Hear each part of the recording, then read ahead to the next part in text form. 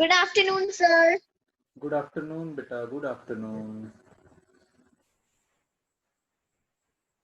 Good afternoon. Good afternoon, beta. Good afternoon. Good afternoon, sir. Good afternoon, beta. Good afternoon, sir. Good af- Good afternoon, beta. Good afternoon. Good afternoon, sir.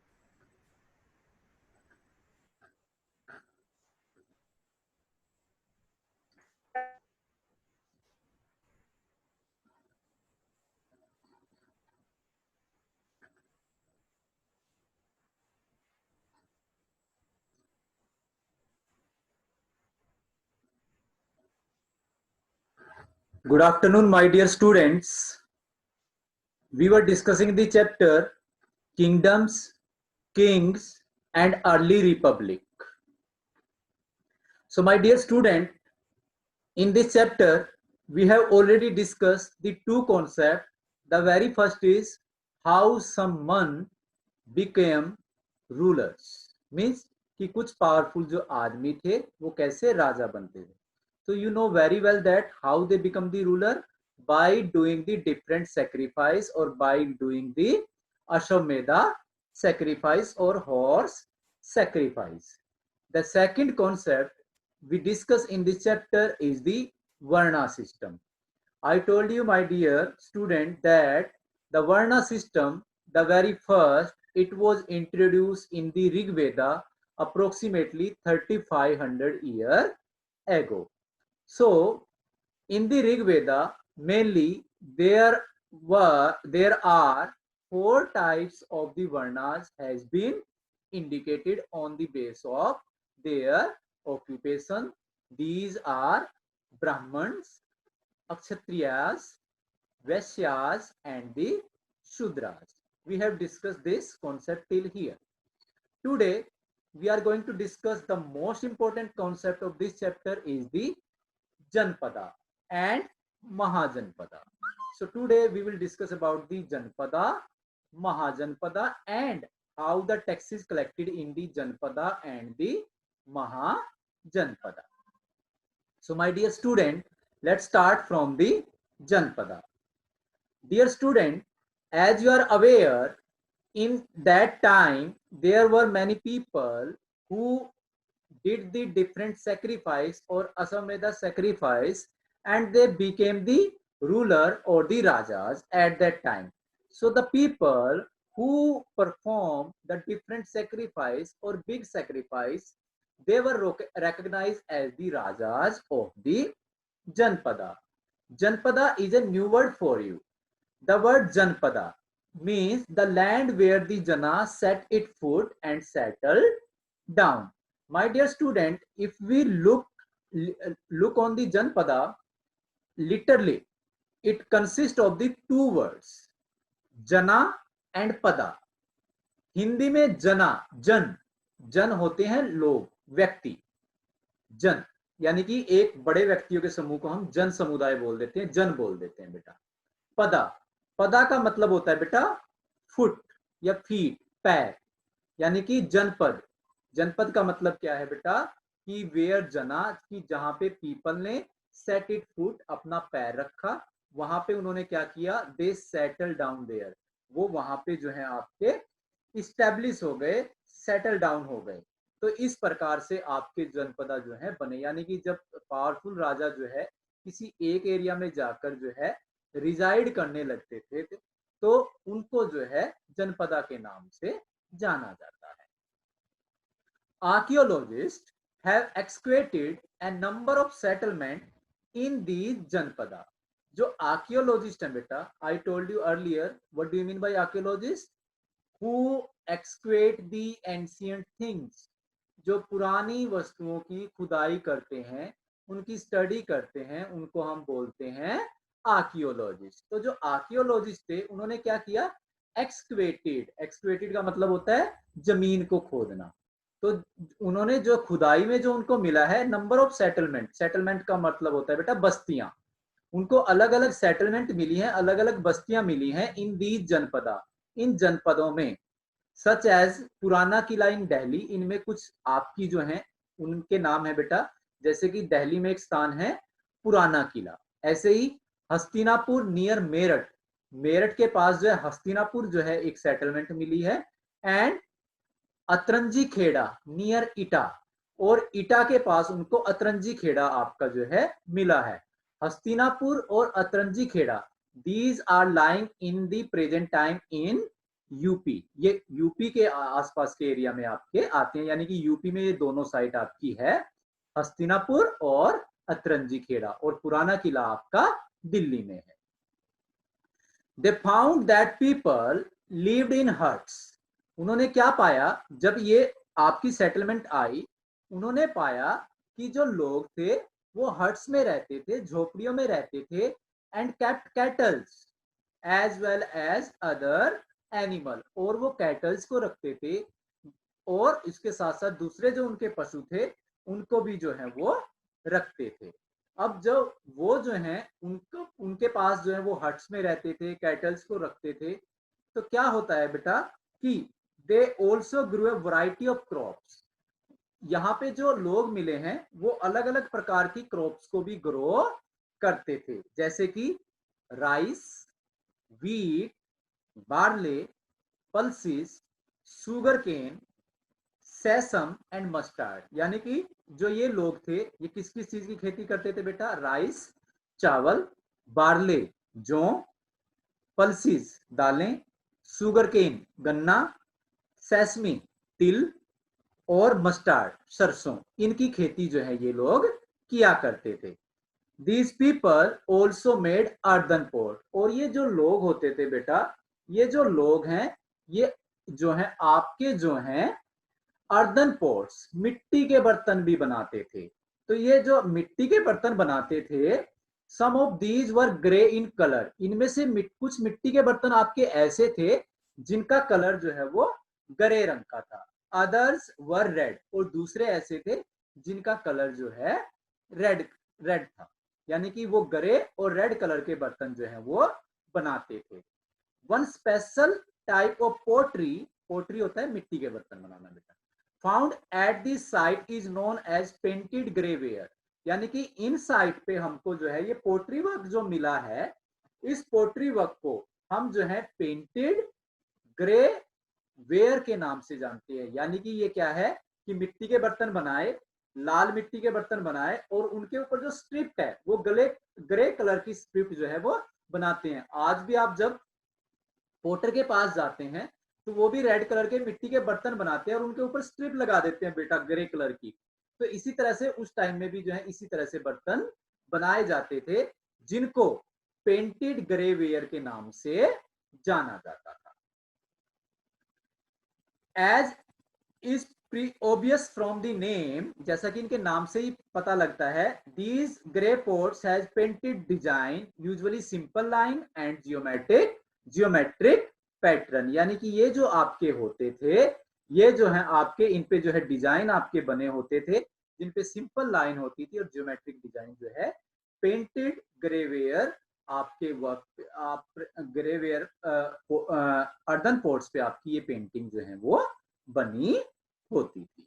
So this is the system of the janapada. Janapada के बारे में हमने क्या पढ़ा बेटा कि जो लोग बड़े बड़े सैक्रिफाइस करते थे वो जनपदा के राजा बन जाते थे। दूसरी बात हमने क्या पढ़ी, लिटरल मीनिंग ऑफ जनपदा। जनपदा दो शब्दों से बना है बेटा, जना मीन्स पीपल एंड पदा मीन्स फुट। तो जहां पे लोग जो अपना पैर रख देते थे, जहां पे वो रहने लगते थे सेटल डाउन, उनको जनपद के नाम से जाना जाने लगा। तीसरी बात, तीन इंपॉर्टेंट सेटलमेंट हमको जनपद में मिली है, पुराना किला, हस्तिनापुर और अतरंजी खेड़ा। और इन बस्तियों की ये बात मिली है कि इन बस्तियों में जो लोग थे वो झोपड़ियों में रहते थे और पशुओं को रखते थे, साथ ही साथ वो जो है अर्दन पोट्स भी बनाते थे और खेती भी करते थे। तो ये बात है बेटा आपकी जनपदा की। अब हम करते हैं महाजनपदा। जो बेटा आपके महाजनपदा थे अराउंड 2500 ईयर एगो, यानी कि जनपद महा ग्रेट, यानी कि जब जनपद जो है बहुत बड़े बड़े बन जाते थे, उनकी इंपॉर्टेंस बढ़ जाती थी, तो उनको जो है महाजनपदा का नाम जो है वो दिया गया था। तो अराउंड 2500 ईयर एगो सम जनपदा बिकेम मोर इम्पोर्टेंट, कुछ जनपद जो हैं वो ज्यादा इंपॉर्टेंट आपके हो गए than the others as were known as Mahajanapada, जिनको बाद में जो है महाजनपदा के नाम से जाना जाने लगा। Most Mahajanapada had a capital city, ज्यादातर जो आपके महाजनपद होते थे उनकी एक कैपिटल सिटी होती थी, यानी कि उनकी एक राजधानी होती थी। जैसे कि इंडिया है बेटा, इंडिया की कैपिटल क्या है बेटा आपकी? न्यू दिल्ली। ऐसे ही हरियाणा है बेटा, हरियाणा की कैपिटल क्या है आपकी? चंडीगढ़। पंजाब की कैपिटल आपकी चंडीगढ़। यूपी की कैपिटल आपकी लखनऊ। उत्तराखंड की कैपिटल आपकी देहरादून। तो इस प्रकार से उस समय में भी आपकी महाजनपदा की कैपिटल होती थी, एक इंपॉर्टेंट सिटी होता था, एडमिनिस्ट्रेटिव सेंटर होता था। ये जो एडमिनिस्ट्रेटिव सेंटर होता था, many of these were fortified, इनमें से ज्यादातर जो कैपिटल सिटी होते थे वो फोर्टिफाइड होते थे। फोर्टिफाइड मीन्स चारों ओर दीवार बनवा देना। फोर्टिफाइड मीन्स चारों ओर दीवार बनवा देना, यानी कि इन कैपिटल सिटी के चारों ओर जो है दीवार बनवा दी जाती थी। This means that huge wall of wood, brick और stone were built around them. ये जो दीवार होती थी बेटा, ये जो है लकड़ी की भी होती थी, ब्रिक ईंटों की भी होती थी और स्टोन पत्थरों की भी होती थी, यानी कि इनमें तीनों चीजों के द्वारा जो है ये दीवार जो है आपकी बनाई जाती थी। फोर्ट्स वर प्रोबेबली बिल्ट, उस टाइम पे क्या था बेटा कि आपके फोर्ट्स बनाए जाते थे, यानी कि 45 जैसे हो गया। आप ये एग्जांपल देखें बेटा, इस पिक्चर में देखें आप, ये एक फोर्ट बनाया गया है, किला बनाया गया है। तो पहले जो बड़े बड़े राजा होते थे वो फोर्ट बनवाते थे बेटा आपके। जैसे आपने एक मूवी देखी होगी बेटा पद्मावत। पद्मावत में जब अलाउद्दीन खिलजी ने जो है यहाँ पे आपका जो है मेवाड़ पे जो आक्रमण किया था उस टाइम, तो वहां पे जो है आपने देखा होगा कि वो लोग जो है किले के अंदर जो है शामिल हो गए थे, फोर्ट के अंदर जो है इकट्ठे हो गए थे और मेन गेट जो है उसका बंद कर दिया था। यानी कि वो सिक्योरिटी के पॉइंट ऑफ व्यू से जो है आपके फोर्ट बनवाते थे। तो इस प्रकार से आपके फोर्ट जो है वो बनाए जाते थे। फोर्ट वर प्रोबेबली बिल्ड, आमतौर पर जो है फोर्ट बनाए जाते थे because people were afraid of attacks from other king and needed protection. अब आपके मन में क्वेश्चन आया होगा कि सर वो फोर्ट क्यों बनवाते थे, किले क्यों बनवाते थे? Why the forts were built by the rajas at that time? तो बेटा उसके कई रीजन हो सकते हैं। उसके क्या रीजन हो सकते हैं बेटा? जैसे कि लोगों को जो है बाहर के आक्रमणकारियों से डर रहता होगा और राजा जो है अपनी प्रजा की प्रोटेक्शन के लिए जो है किलों को बनवाता होगा। ये भी हो सकता है बेटा, it is also likely that some rulers wanted to show how rich and powerful they were by building really huge, really large, tall and impressive walls around their cities। यानी कि ये भी हो सकता है कि राजा ने जो फोर्ट्स बनवाए होंगे, बड़ी बड़ी ये जो दीवारें बनवाई होगी, वो उसने इसलिए भी बनवा दी होगी ताकि जो है दूसरे राजाओं को पता लग सके कि एक पर्टिकुलर एरिया का राजा जो है कितना रिच है, कितना अमीर है और कितना शक्तिशाली है, पावरफुल है। Also in this way, the land and the people living inside the fortified area could be controlled more easily by the king। या ऐसा भी हो सकता है कि जब आप किसी एक एरिया के चारों ओर दीवार बना देते हैं तो उस एरिया के अंदर जितने भी लोग रहते हैं तो उनको इजी हैंडल करना जो है इजी हो जाता है। आपने अगर कभी आप आगरा की साइड में जाएं तो आगरा की साइड में जब आप जाते हैं तो आगरा से पहले आपका जो है एक शहर आता है, छोटा सा शहर है बेटा आपका फतेहपुर सीकरी। फतेहपुर सीकरी के बारे में आप 7th स्टैंडर्ड में पढ़ेंगे। फतेहपुर सीकरी में जब आप जाएंगे तो फतेहपुर सीकरी के चारों ओर दीवार बनवाई हुई है बेटा। वो किस लिए थी? केवल प्रोटेक्शन के लिए थी। और वहां पे एक बहुत बड़ा दरवाजा बनाया हुआ है बेटा जिसको बुलंद दरवाजा बोलते हैं। संसार में सबसे बड़ा दरवाजा आपका बुलंद दरवाजा है जो महाराजा अकबर ने बनवाया था। We will discuss this concept in the 7th standard. तो इस प्रकार से जब चारों ओर वो दीवार करवा देते होंगे तो इसका मतलब ये है कि वो लोगों को इजीली हैंडल कर सकते थे। Building such huge wall required a great deal of planning. तो इस प्रकार की जो आपकी दीवार थी बेटा, जो ये दीवार बनाई जाती थी, ये जो है बहुत बड़ी प्लानिंग के साथ, बहुत बड़ी योजना के साथ बनाई जाती थी, क्योंकि इन दीवारों में तकरीबन जो है हजारों ईंटें, हजारों पत्थर जो हैं वो आपके तैयार करने पड़ते थे। तो this in turn meant enormous labour provided. तो हजारों पत्थर या हजारों ईंटें तैयार करने के लिए हमको बहुत ज्यादा जो है लेबर की आवश्यकता होती थी। पॉसिबली बाय थाउजेंड ऑफ मन वीमेन एंड चिल्ड्रन। तो हो सकता है कि ये कार्य जो है हजारों पुरुषों, स्त्रियों और बच्चों ने किया होगा। एंड तब उन्होंने जाके जो है एक एरिया के चारों ओर इस प्रकार से उसको फोर्टिफाई किया होगा। So there are a number of reason behind the fortification, यानी कि फोर्टिफिकेशन के जो है आपके कई जो है आपके सिस्टम हो सकते हैं। The new rajas now began maintaining army. अब जो राजा बनते थे उन्होंने आर्मी को भी बनाना शुरू कर दिया, यानी कि अब उन्होंने सोल्जर रखने शुरू कर दिए। सोल्जर वर पेड रेगुलर सैलरी। जो सोल्जर थे उनको जो है रेगुलर सैलरी जो है वो दी जाती थी। Maintained by the king through out the year. और पूरा साल जो है एक राजा जो है सेना को रखता था, सैनिकों को रखता था। तो महाजनपदा क्या थे बेटा? जिन जनपदों की ज्यादा इंपॉर्टेंस बढ़ गई वो महाजनपदा में कन्वर्ट हो गए। महाजनपदा की एक खास बात यह है कि उनकी अपनी कैपिटल होती थी और वो फोर्टिफाइड होते थे, उनके चारों ओर दीवार होती थी, बड़े बड़े किले जो हैं, फोर्ट जो हैं वो बनाए जाते थे। अब जैसा कि आपको ज्ञात है कि राजा जो लोग हैं वो क्या करते थे बेटा, बड़े बड़े किले बनाने लगे, आर्मी को रखने लगे। तो इस सब में जो है पैसे की जरूरत पड़ती थी बेटा। तो अब राजा लोगों ने क्या किया कि जो अलग अलग लोग थे उनसे जो है उन्होंने टैक्स लेना शुरू कर दिया। जैसे हम टैक्स भरते हैं आज के टाइम में, तो ऐसे ही पुराने टाइम में भी जो है लोगों से जो है राजा ने जो है टैक्स लेना शुरू कर दिया। तो राजा ने बेटा टैक्स कैसे लिया? As the ruler of Mahajanpada were building huge forts and maintaining big army, they needed more resources. जब महाजनपदा के शासकों ने किले बनाने शुरू किए और आर्मी को रखना शुरू किया तो उनको और भी साधनों की जरूरत हुई, यानी कि उनको और भी पैसों की जरूरत हुई। So instead of depending on occasional gifts brought by the people, they started collecting regular taxes. तो उन्होंने जो पहले क्या होता था, लोग जो अपनी इच्छा से राजा को गिफ्ट देते थे, उपहार देते थे, तो उनके ऊपर डिपेंड होने की बजाय राजा ने जो है एक रेगुलर जो है एक नियमित जो है टैक्स लेना लोगों से शुरू कर दिया। As I told you my dear student कि आपके 4 वर्ण थे बेटा, ब्राह्मण, अक्षत्रिय, वैश्य और शूद्र। जो वैश्य जो लोग थे, वैश्य लोगों में जो है आपके क्राफ्ट पर्सन, हर्डर्स, आपके फार्मर्स और क्राफ्ट पीपल और ट्रेडर्स, ये लोग जो है आपके आते थे।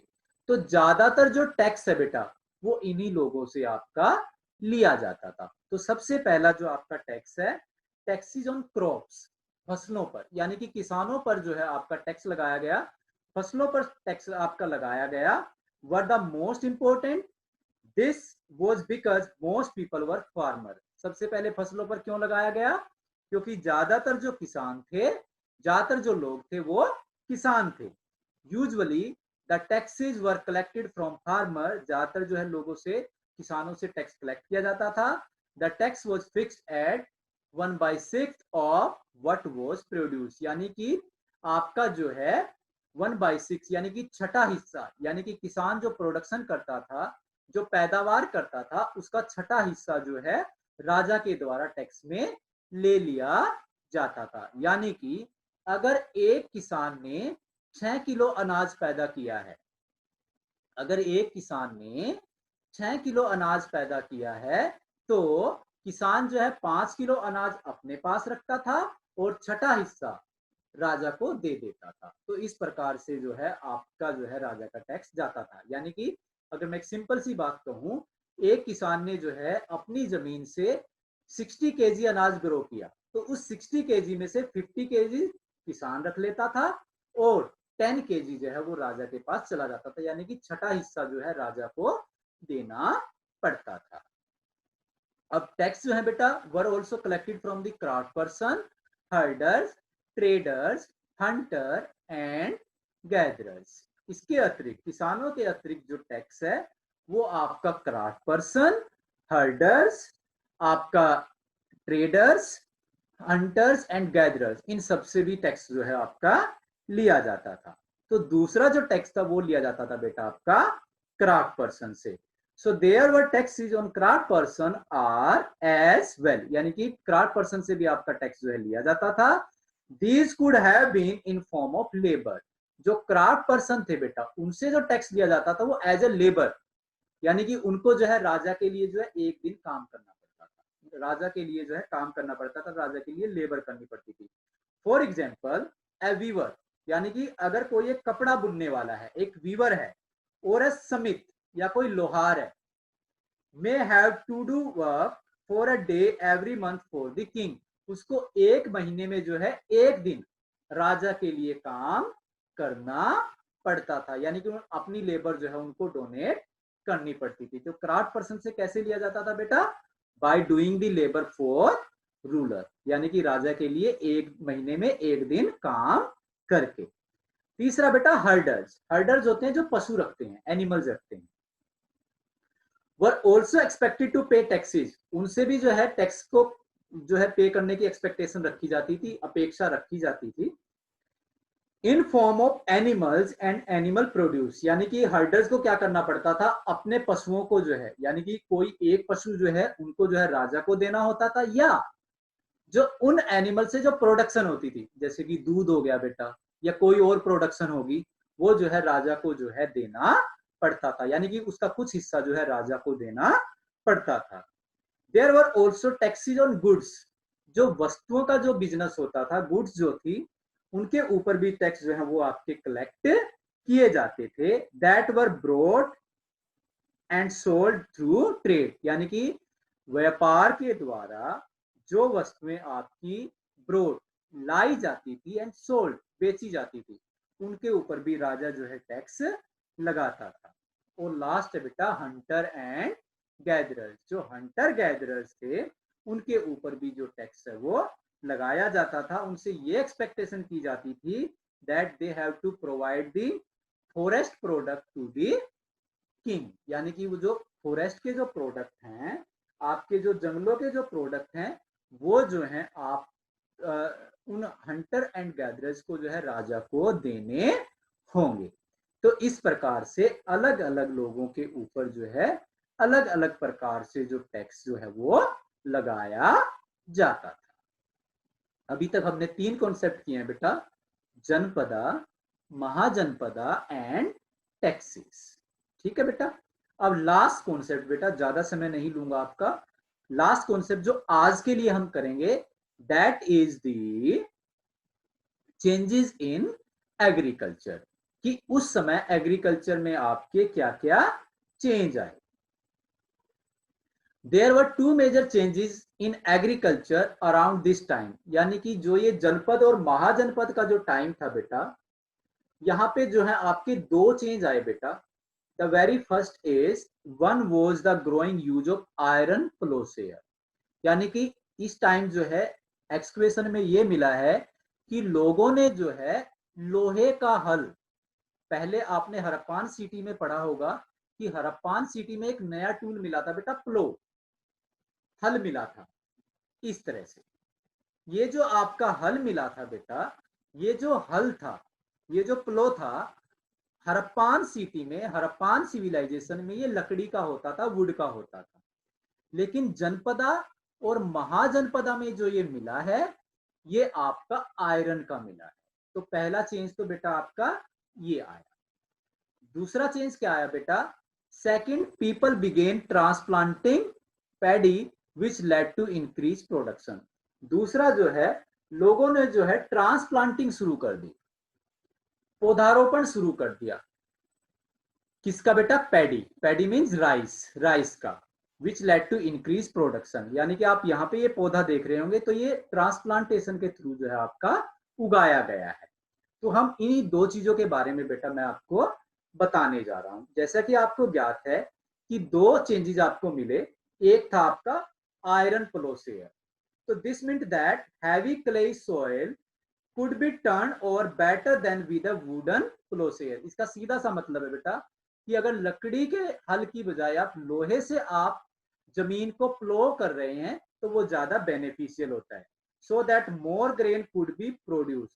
इससे क्या होगा कि ज्यादा अनाज जो है आपका उगाया जा सकेगा। ये तो था बेटा आपकी इंपॉर्टेंस आयरन प्लोसेयर की। अब दूसरी बात कही गई है बेटा transplanting. Second, people began transplanting paddy. इस टाइम में लोगों ने जो है आपका जो है चावल को उगाना शुरू किया ट्रांसप्लांटिंग के द्वारा, पौधारोपण के द्वारा। ट्रांसप्लांटिंग क्या होती है बेटा? दिस मींट दैट, इसका ये मतलब होता है instead of scattering seed on the ground from which plant would sprout, saplings were grown and then planted in the field. यानी कि आमतौर पर हम क्या करते हैं, ग्राउंड के ऊपर, जमीन के ऊपर हम सीड्स को स्केटर्ड कर देते हैं ऐसे, यानी कि सीड को बो देते हैं, स्कैटर कर देते हैं, फैला देते हैं, जिससे फसल आपकी उगती है। अब वो क्या होगा, जैसे हमने सीड्स को आपका आपका जो है ग्राउंड के ऊपर डाल दिया तो उससे क्या होगा, वो सीड जो है स्प्राउट हो जाएगा, उसमें से अंकुर निकलने लगेंगे, पौधा निकलने लगेगा, और हम इस प्रकार से क्रॉप्स को ग्रो करते हैं। जैसे कि वीट की क्रॉप है वो ऐसे ही आपकी ग्रो होती है बेटा। कॉटन है बेटा वो आपकी ऐसे ही ग्रो होती है। मस्टार्ड है, सरसों है, वो आपकी ऐसे ही ग्रो होती है। पल्सीज है वो भी आपकी ऐसे ही ग्रो होती है, कि यानी कि हम जो है सीड्स को जो ग्राउंड के ऊपर स्केटर्ड करते हैं, उसके बाद वो स्प्राउट होते हैं और क्रॉप्स ग्रोन होती है। लेकिन जो आपका ट्रांसप्लांटिंग होता है बेटा, इसमें हम क्या करते हैं, हम इसमें सीड को जो है स्केटर्ड नहीं करते, हम इसमें क्या करते हैं, सैपलिंग तैयार करते हैं, नर्सरी तैयार करते हैं। यानी कि हमने जो है बीजों को बोया, उससे जो है हमने जो है आपकी सैपलिंग तैयार की, नर्सरी तैयार की, उसके बाद then planted in the field. उस नर्सरी को हमने, उस सैपलिंग को हमने वहां से उखाड़ा और उसको दूसरी जगह पे आपका ट्रांसप्लांट कर दिया, यानी कि जमीन के अंदर उसको गाड़ दिया। जब हम उसको जमीन के अंदर गाड़ते हैं बेटा, तो ये जो टेक्निक होती है इसको हम बोलते हैं ट्रांसप्लांटिंग। आप में से जो लोग गांवों से संबंध रखते हैं, आजकल जो है चावल की खेती की जो है ट्रांसप्लांटिंग शुरू हो रखी है बेटा। तो चावल जो आपका ग्रो किया जाता है बेटा, वो ट्रांसप्लांटिंग से किया जाता है, यानी कि हम उसकी सैपलिंग तैयार करते हैं और बाद में उसको जो है फील्ड के अंदर जो है उसको जो है प्लांटेड कर देते हैं। ऐसे ही बेटा आपकी ओनियन है, ओनियन की भी आपकी जो है बेटा ट्रांसप्लांटिंग ही होती है। हम सैपलिंग तैयार करते हैं, उसके बाद जो है उसको जो है खेतों में जो है प्लांट कर देते हैं। ऐसे ही आपका बेटा मिर्च की जो खेती होती है बेटा, चिली की जो खेती होती है, वो भी आपकी ट्रांसप्लांटिंग टेक्निक के द्वारा ही आपकी होती है। यानी कि हम पहले जो है नर्सरी तैयार करते हैं, उसके बाद उनको पौधों को लगाते हैं। तो इस प्रकार से जो है आप, इसका क्या फायदा होता है बेटा, इससे जो खेत की जो प्रोडक्शन है बेटा वो बहुत ज्यादा आपकी बढ़ जाती है। हाउएवर, हालांकि it was back breaking work, हालांकि ये बहुत थकाने वाला काम होता है, क्योंकि ज्यादातर जो कार्य है बेटा ट्रांसप्लांटिंग का, ये मैनुअल किया जाता है, हाथों से किया जाता है, लेबर के द्वारा किया जाता है। यानी कि आप पहले जो है सैपलिंग तैयार करते हैं, उसके बाद उसको उखाड़ते हैं, हाथों से उखाड़ते हैं, उसके बाद उसको खेत में जाके प्लांट कर देते हैं, अलग अलग आप प्लांटिंग करते हैं। तो ये कमर तोड़ने वाला काम होता है बेटा। जनरली स्लेमैन, और उस समय पर ज्यादातर ये जो कार्य है वो दासों के द्वारा किया जाता था, स्लेव मन एंड वीमन, दासा और दासी, एंड लैंडलेस एग्रीकल्चर लेबरर्स, और जिनके पास जो है खेती करने की जमीन नहीं होती थी, जो लैंडलेस लेबरर होते थे, जिनको उस टाइम पे जो है काम काराज बोला जाता था, यानी कि काम करने वाला बोला जाता था, मेहनती बोला जाता था, वो जो है इस प्रकार के कार्य को करते थे। तो बेटा आज हमने 4 कॉन्सेप्ट किए हैं, janapada, mahajanapada, taxes and changing in agriculture. अब इसमें बहुत छोटा सा कॉन्सेप्ट आपका रह गया है बेटा, Magadha and Vajji. This concept we will discuss in the further lecture. ये कॉन्सेप्ट जो है मगधा और वज्जी के बारे में हम जो है नेक्स्ट चैप्टर में, सॉरी नेक्स्ट लेक्चर में पढ़ेंगे. So beta, this is enough for today. So if you have any doubt, if you want to ask any question regarding today lecture, you can ask, you can raise hand. Yes beta, ask please. Okay beta, thank you so much for listening me very patiently. God bless you. Stay healthy, stay safe beta. Meet you next lecture beta. God bless you beta. Thank you.